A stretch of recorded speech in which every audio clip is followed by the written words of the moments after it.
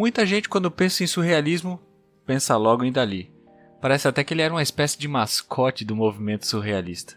Mas a verdade é que o Dalí sozinho não representa o movimento surrealista e nem aquele grupo de artistas. Na real, ele não criou o movimento surrealista e também não foi um dos primeiros a fazer parte do rolê. Mas isso não diminui a importância do trabalho dele e nem a importância que ele teve para o movimento como um todo.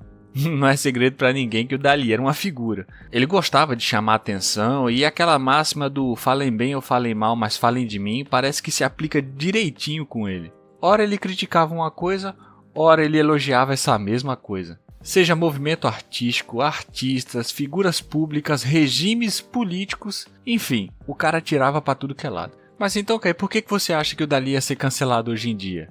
É muito simples, na real ele já foi cancelado naquela época, e aquilo que já aconteceu é muito possível que aconteça de novo. Eu não sou nenhum especialista em Dalí, nem na figura, nem no trabalho dele, mas eu me interessei, pesquisei sobre o trabalho, a história do cara e tudo, para poder me aprofundar um pouco mais no que tange ao surrealismo e o próprio trabalho dele. E tem duas coisas, na verdade 3 coisas que me chamaram muita atenção. A primeira é que o Dalí nasceu na Espanha e quando ele entrou para o movimento surrealista, eu acho que ele já estava morando na França, mas é na mesma época que está rolando ali o regime fascista na Itália, aquele outro partido político famosão da Alemanha naquela época. Enfim, um momento meio delicado na história, vocês estão ligados? Aí reza a lenda que o Dalí se pronunciou dizendo que faria bem para a Espanha passar por um regime fascista para dar uma renovada ali na arquitetura da Catalunha, trazer sangue novo para a Espanha. E aí vocês já devem imaginar que essa declaração não caiu nada bem, né? O segundo ponto é que o Dalí tinha meio que um fascínio pelo Hitler e não ficava muito claro se ele estava exaltando a figura do cara ou criticando a figura do cara. Parece que ele chegou a dizer que o Hitler tinha um bigode charmoso e que era uma figura cativante. O Dalí chegou a fazer 2 quadros onde o tema das obras era o próprio Hitler. E num deles é o próprio Hitler se masturbando. Muita gente criticou essa obra porque parecia que o Dalí estava querendo humanizar a figura do Hitler. E isso é meio complicado, né? Porque o Hitler é tido como um monstro, uma aberração que aconteceu na história do mundo. E você tentar humanizar o cara não pega muito bem. Parece que o Dalí também disse que chegava a sonhar com Hitler e que para ele o Hitler tinha uma figura de uma mulher masoquista, sabe? E por conta desse tipo de declaração, o clima ficou muito estranho com o criador do grupo surrealista, né?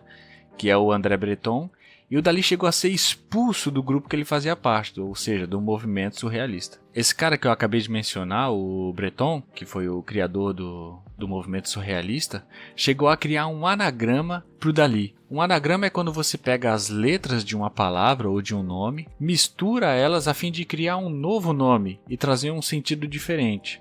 Tipo em Matrix, que o Neo é um anagrama para One, ou primeiro, ou escolhido. Então, para o nome Salvador Dalí, o Breton criou Ávida Dollars, com o objetivo de dizer que o Dalí faria qualquer coisa por dinheiro ou por chamar a atenção. Bom, o Dalí se queimou bonito na Europa e decidiu meter o pé para os Estados Unidos, e parece que ele foi com o status de refugiado de guerra, já que naquele momento estava rolando todo o embrulho ali da Segunda Guerra Mundial. A terceira coisa que me chamou muita atenção foi que o Dalí entrou num programa de TV, sei lá se era um talk show, uma entrevista, com um tamanduá no braço. E aí ele joga o bicho no chão e o bicho tá numa coleira e ele age como se aquilo fosse a coisa mais normal do mundo. Inclusive, parece que ele tinha outros animais exóticos de estimação, sabe? E ele fazia questão de, sei lá, mostrar pra todo mundo, enfim.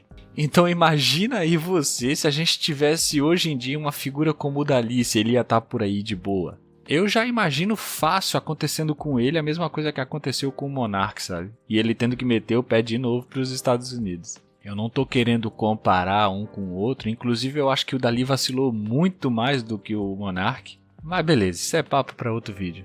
A questão é que eu acho que a mídia ia adorar ter uma figura como o Dalí, porque é o tipo de cara que rende muito dinheiro, muito clique, muita venda de notícia. Mas eu tenho a impressão que a vida dele não ia ser muito fácil por aqui não. Até hoje a gente não sabe direito se o Dalí era realmente autêntico ou se ele era uma espécie de personagem que ele criou, sabe? Teve até um outro artista, eu vou ficar devendo o nome dele aqui porque eu não me lembro, que disse que a maior obra surrealista do Dalí foi ele próprio. Bom, eu espero que vocês tenham gostado.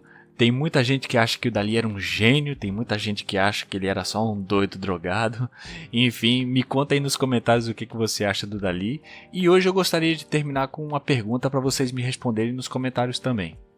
Será possível separar o artista da sua obra?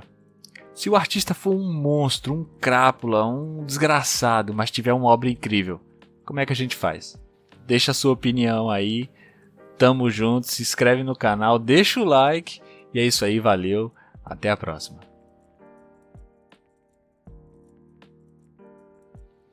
Rapaz, eu não sei se era gênio, mas o bicho era doido.